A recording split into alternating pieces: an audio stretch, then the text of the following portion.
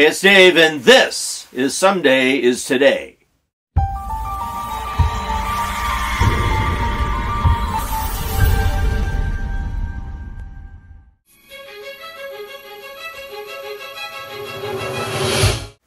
Hey, it's Dave from Someday is Today, and I wanted to touch base with all of you about saving money.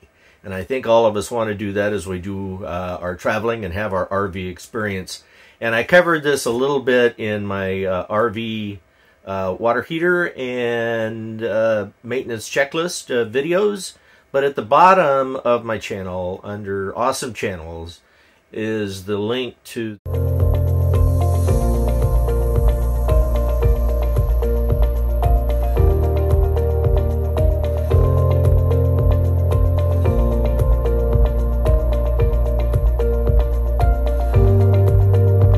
National RV Training Academy, and I think they've got a great program to teach people about RVs and how to fix things. 80% of what could potentially go wrong could probably be fixed by the owner of the RV if they're educated. So take a look at their channel, and they also have an owner program, and we'll see you down the road.